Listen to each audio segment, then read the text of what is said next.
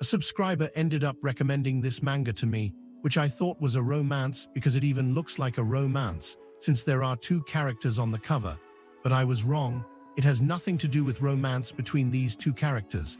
You'll understand when I explain the story. Anyway, explaining the story. The protagonist of this story is called Itsuki. He's a guy who has an evil look, or something like that, because he has an ugly glare and people think he's a delinquent. But in reality, he's a kind and really nice person. It's just that his look seems wicked. What happens in this story is that he confesses his feelings to a girl who ends up rejecting him.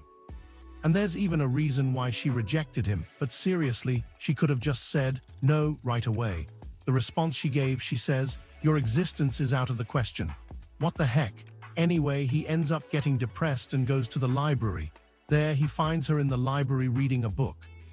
He sees a flower petal on her nose and goes to remove it, but he gets really close, almost close enough to kiss her. She wakes up and freaks out. I think any woman would freak out in real life, right? She tries to leave, but the protagonist tries to explain and ends up grabbing her hand. She panics, pulls her hand away, and tells him not to touch her. But the protagonist, he's really persistent. So much so that he tries to explain, grabs her shoulder, and she ends up freaking out completely. That's when he realizes she's like all the others who look at him and are afraid of him. But actually, she's a little different. She's not afraid of his glare, and I'll explain that part of the story soon. When he leaves, she ends up wiping herself off. Then he goes to a friend's house or something like that, and this friend works at a beauty salon. But he ends up falling asleep there, out of nowhere. When he wakes up looking like a girl. Exactly, his friend gave him a beauty makeover, and since he didn't wake up, she explains that she put a sleeping pill in his coffee. That could land her in jail, if I'm not mistaken.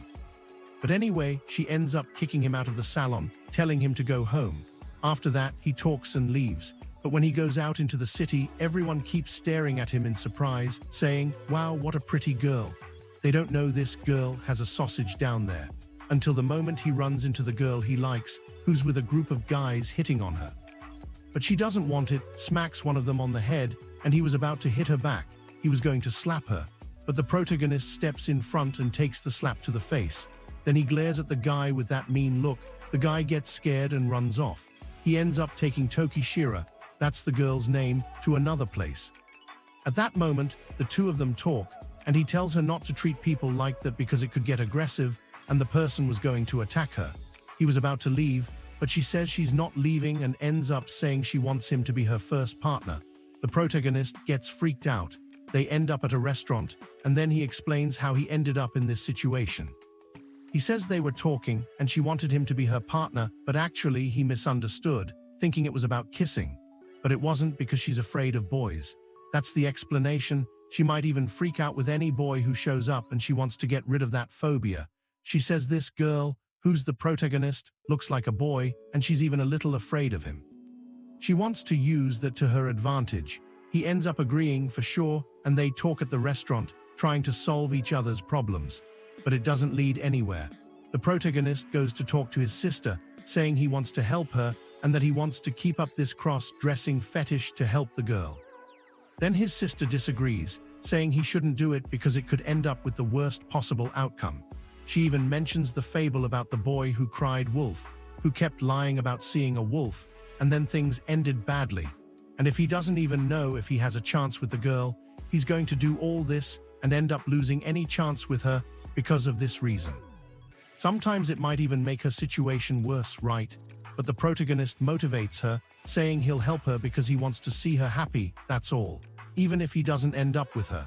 His sister gets motivated, her nose even bleeds. I don't know why Japanese characters bleed from the nose when they're excited. She ends up agreeing to help him. So he keeps dressing as a woman to help her get over her trauma.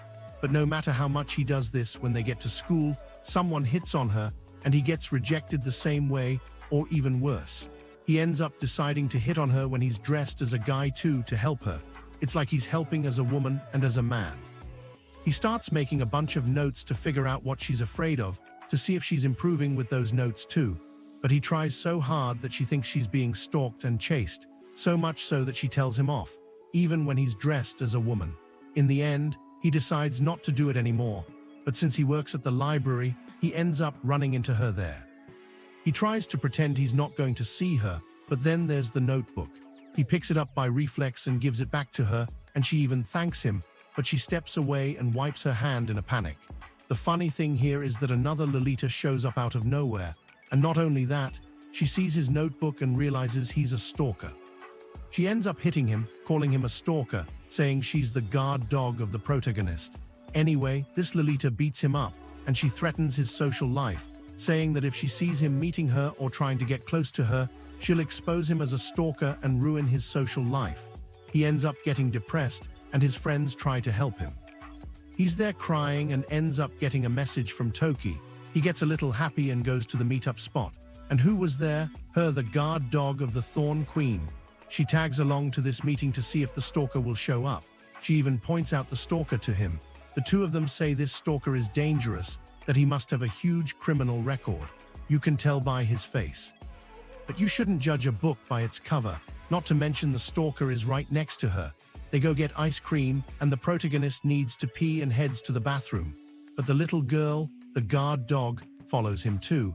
He was going to the men's bathroom, but she doesn't let him because she thinks he's a woman. They go to the women's bathroom, and he's super embarrassed. He says he doesn't want to get a reputation as a pervert and wants to get out of there. So much so that he plays a princess song that's in the women's bathroom and ends up relaxing a bit. Until the little girl talks to him, saying she only tagged along to this meeting not just because of the pervert stalker, but also because she wanted to meet her, to see if she was a bad person. If she were a bad person, she would have kicked her out, but since she saw she's a good person, she let her tag along. And she made him promise one thing, never lie to her, actually not to her but to the Thorn Queen. If he lies, she'll probably develop some kind of trauma. You can tell she got her trauma with guys because of some lie. You can see this story's ending is going to be a tragedy, not the death kind, but a dramatic tragedy. And so they go back and end up finding the Thorn Queen with a bunch of cats. You can tell she's not the Thorn Queen, but the Cat Queen. And that's how this episode ends. I'll stop here. The video's already long enough for you guys. What did I think of this manga? It's a so-so manga, so. That's what I'd say in my opinion. Do I recommend it? I recommend it to those of you who like a light romance with a guy who dresses as a woman, a cross-dresser who tries to help someone. But anyway, that's my opinion. See you next time, bye-bye.